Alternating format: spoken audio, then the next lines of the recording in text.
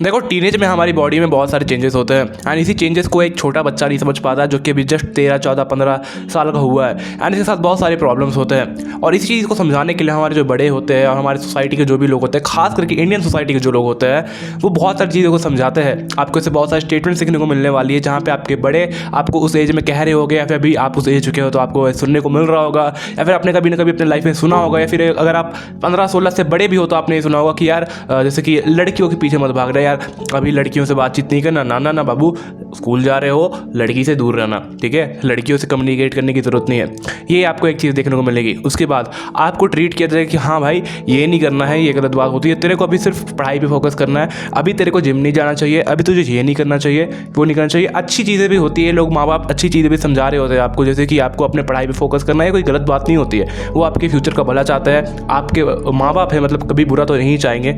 लेकिन कहीं ना कहीं कुछ ऐसी चीज़ें होती है जो कि हमें पता होती है कि सही है, लेकिन फिर भी हम इस चीज़ को डिसाइड नहीं कर पाते हैं। और डेटिंग जैसी चीज़ें या फिर लड़कियों से बात करने जैसी चीज़ें, लड़कों से बात करने की चीज़ें अगर कोई लड़की देख रही है तो ये काफ़ी ज़्यादा दिक्कत वाली चीज़ हो जाती है। एंड मैंने देखा है कि टीचर्स भी इसके ऊपर वीडियो बनाते हैं, लेकिन बड़े अटपटे तरीके से बताते हैं। उनके दिमाग में एक स्टीरियोटाइप है इस टीनेज डेटिंग को लेकर के, जो कि बहुत प्रॉब्लमैटिक हो सकती है। मैं आपको समझाता हूँ। सबसे पहले डेटिंग से स्टार्ट करते हैं, बिकॉज थंबनेल में भी कुछ वैसा ही था एंड कहीं ना कहीं वो सबसे प्रॉब्लमैटिक है, बाकी चीज़ें तो लोग फिगर आउट कर लेते हैं। सबसे ज़्यादा स्टीरियोटाइप इसी चीज़ को लेकर के है।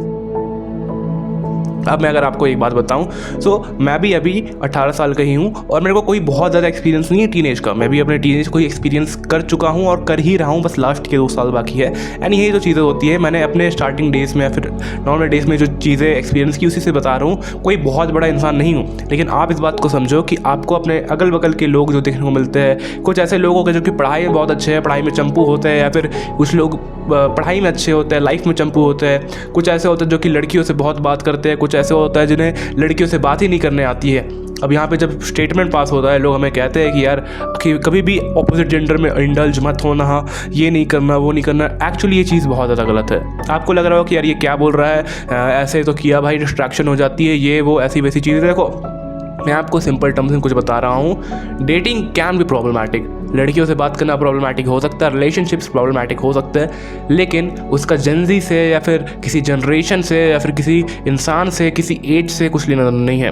अगर डेट करने वाला इंसान बकचोद होगा और डेट किया जाने वाला इंसान बकचोद होगा, rather despite any situation, any generation, any age group, चीज़ें बेकार होने वाली है, आपको गलत चीज़ें देखने को मिलने वाली है, आपका भूत बनने वाला है। मतलब जो भी चीज़ें बेकार होती है वो होने ही वाला है, आप कुछ नहीं कर सकते हो।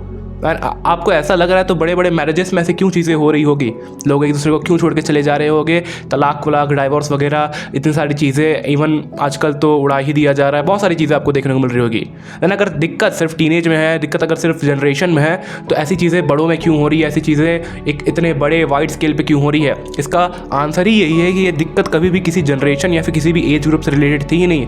आप अगर सही बंदे हो, या फिर आप अगर किसी सही बंदे से अपने सही तरीके से बात कर रहे हो, या फिर आपके इंटेंशन सही है, आपकी दिमाग की दिशा सही है, तो आप इस चीज़ को समझ पाओगे। हाँ, एक कैच बस यही है कि ये जो दिशा की सही वाली बात बताई, टीनेज में मोस्टली लोगों के पास ये नहीं होती है। लेकिन फिर मैं आपको अगेन बात बता रहा हूँ, ये चीज़ सब्जेक्टिव है, ये चीज़ हम सब पे लागू नहीं कर सकते। एंड बहुत सारे केसेस में चीज़ अच्छी भी आती है और अच्छी निकल करके भी आती है।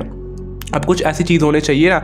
अब आप डेट करो, लड़की से बात करो, ये करना है करो, वो आपकी अपनी चॉइस है, मैं उस पर कुछ नहीं बोल सकता हूँ। That is completely subjective, that is completely आपका पर्सनल ज़िंदगी की चीज़ है, मैं उस पर क्या ही बोल दूँ आपको।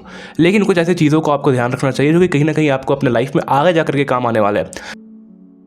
नंबर 1, कभी भी अपने सोशल स्किल्स को ख़राब मत करना। चाहे मैं अगर इस लड़की से बात करने की बात कर रहा हूँ या फिर किसी एक नॉर्मल ह्यूमन से बात करने की बात कर रहा हूँ। बिकॉज अगर तुम बड़े भी हो जाओगे, मैंने 20-20 साल के, 22-22 साल के, 2500 साल के मैंने मम्मास बॉय देखे हैं जिन्हें आज भी एक नॉर्मल ह्यूमन की तरह बिहेव नहीं करने आता है। वो एक लड़की को ह्यूमन की तरह नहीं देख पाते हैं, उन्हें एक नॉर्मल स्पेक्ट्रम नहीं है अपने लाइफ का। उनके पास ये नहीं पता है, उनको ये नहीं पता है कि यार लड़कियों से दोस्ती कैसे किया जाता है। कल को वो किसी ऑफिस में जाएगा, उसके आसपास 2-3 कलीग्स होंगे, लड़के भी होंगे, लड़कियाँ भी होंगे। दिस इज़ अ वर्ल्ड जहाँ पे हमें मिल करके सबसे साथ रहना है। एक ही सोसाइटी के पार्ट है लड़के भी और लड़कियां भी। लेकिन अगर हम लोग अपने मन में स्टीरियोटाइप को बना के रखते हैं, नहीं भाई ऐसे नहीं करना है, वैसे नहीं करना है, देन ये चीज़ कहीं ना कहीं ख़राब हो जाती है।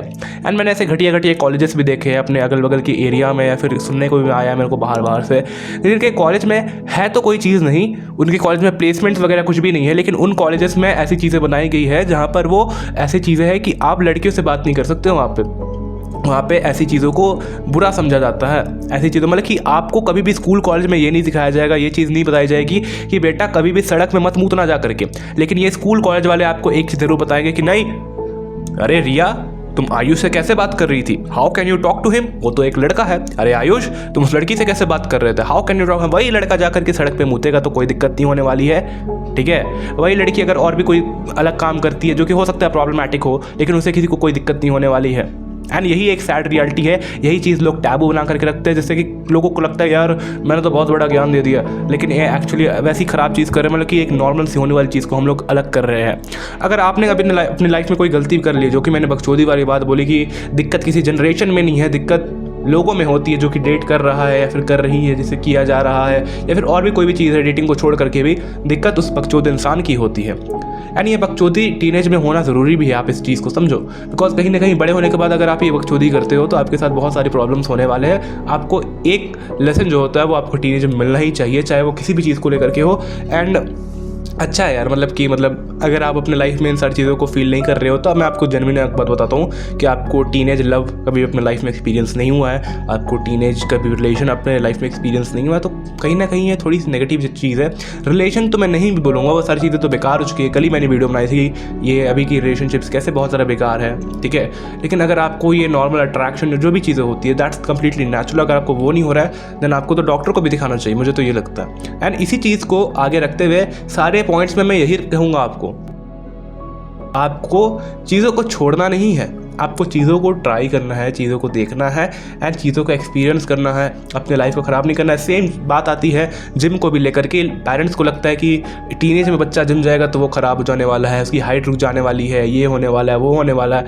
लेकिन वही एक टाइम है जहाँ पे वो अपनी चीज़ों को अच्छा कर सकता है, बाद में जाकर के उसकी कोई मिल नहीं वाला है ना। आपको फिर एक सिंपल बात बताता हूँ, अगर आप इससे बुरा भी मान जाते हो तो मेरे को कोई दिक्कत वाली बात नहीं है, लेकिन मैंने ये लाइन बहुत पहले इंस्टाग्राम पे सुनी थी एंड आज भी मुझे बहुत अच्छी लगती है, आज भी मुझे याद आती है कि यार देखो, आपको विराट कोहली कभी भी नहीं कहने वाला है कि यार आप क्रिकेट मत खेलो, ठीक है।